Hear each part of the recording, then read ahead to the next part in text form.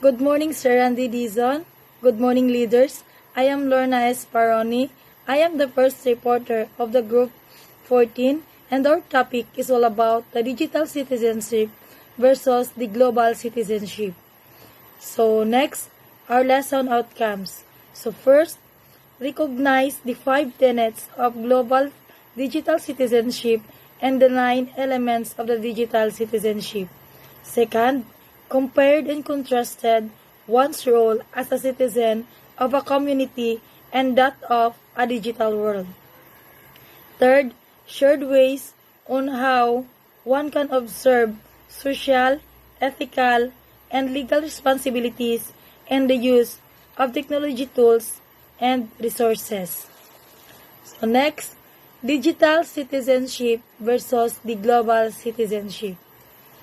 Digital citizenship is an idea that all persons using the internet have civic rights and responsibilities.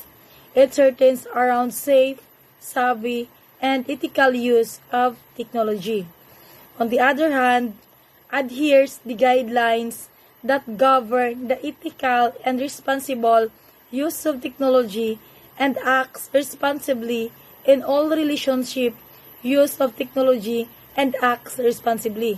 So, in digital citizenship, it is the idea that all person using the internet, they are given the rights and responsibility to the safety and savvy of our ethical use of technology. So, we have the responsibility, or we are the responsible in our action in the digital world.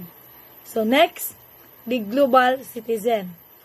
The global citizen sees the world as a community in which all people live and prosper together. He or she understands that his or her action contribute to the values of the entire planet. He or she is concerned on how he or she participates in and contributes to the entire world. So, in global citizen is the people, or the people we live and we prosper together. So, we understand that our action contributes to the value of the entire world. So next is the global digital citizen. In global digital citizen is a responsible, ethical citizen leveraging technology to foster community on a global scale through connection and compassion. Global digital citizen understands that we can govern technology for the benefit of both ourselves and others.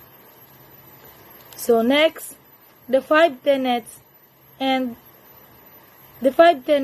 of global digital citizen.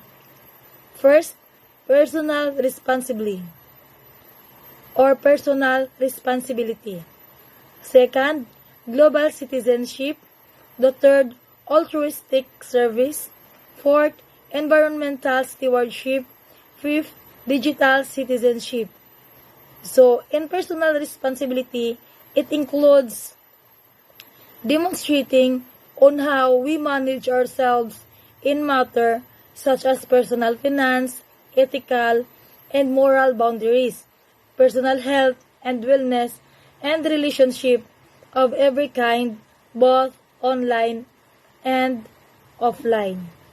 For the students, kind of responsibility means taking ownership of his or her learning, encouraging this in the classroom as early as possible can help students develop high-level critical thinking and problem-solving abilities to assess them in every aspect of their lives. So next, the global citizenship. In global digital citizen understands that technology has dissolved boundaries between all the world's people. Our student must realize, among other things, that we aren't isolated from each other anymore. A deep understanding of his new global interconnectedness scan issues, traditions, values, and cultures of other citizens. This leads to cultivating understanding, acceptance, compassion, and humility. Next, the digital citizenship. Digital citizenship covers appropriate and exemplary behavior in our online environments. It's about working towards making a transparent digital world safe for ourselves and others. We teach them how to govern their behavior, act in just and moral ways, and led by good example in all online associations. Thank you.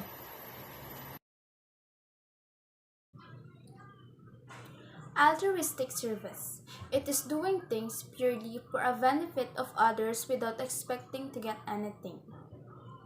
Environment stewardship refers to diverse action that aim to conserve, protect, and create a more sustainable environment. It is all about being responsible and caring for the natural environment. Why do we need to be global digital citizen? Being good digital citizen can make your online experience much smoother and safer. We can become a better digital citizen in just a few steps. First, always treat others as you'd like to be treated. As you go through forums, comment section, and social media, remember you're interacting with real people. So be respectful and speak as you would. Insulting, bullying, or arguing with people only can make things worse, and that sort of negativity can have real life consequences. Here are the 9 elements under digital citizenship. First is digital access. It should be having all public places in country to have a free internet access. The second one is digital commerce. It refers to the electronic buying and selling of goods and services using an electronic medium such as internet. So, digital communications, through digital communications, data transmissions, and data receptions, or more broadly, data communications or digital communications is the transfer of receptions of data in form of digital base stream or digitized analog signals over point-to-point. So, or point-to-point or multiple point or communication channel. In this communication, we use social medias to communicate to one of each other. So, for the example is chat, messaging, email, and televisions, and is digital literacy. With digital literacy skills, students can move behind a process-oriented understanding of technology and apply digital resources creatively and their original work. Digital literacy means having the skills or you need to live or learn and work in society where communications and access to inform or increasingly through digital technologies like internet platforms, social media, and mobile devices. Also, developing your critical thinking skills. For example, at the digital literacy skills, using your phone to check your emails, using the online search or engage to find the answer to answer in the question. So, this digital literacy is very important.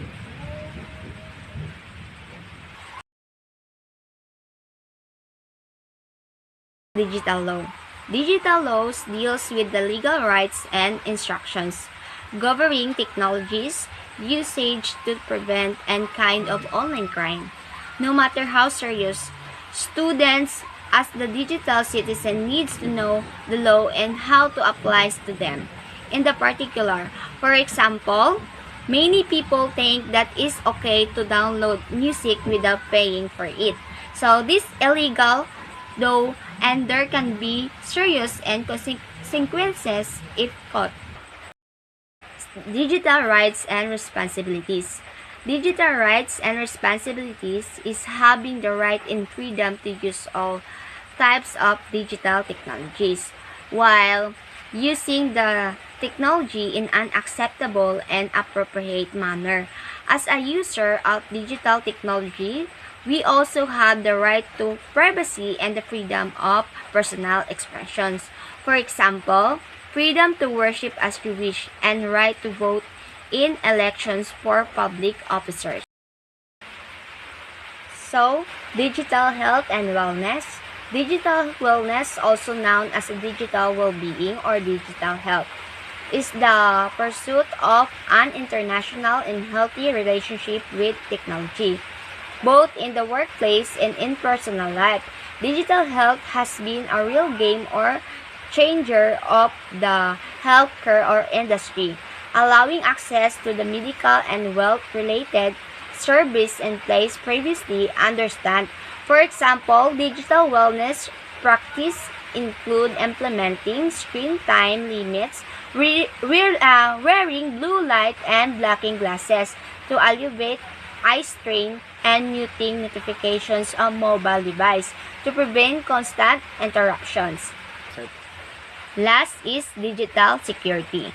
Digital security is the collective term that describes the resources employed to protect your online identity, data, and other assets. These tools include web service, antivirus software, smart SIM or SIM cards or biometrics and severed personal devices.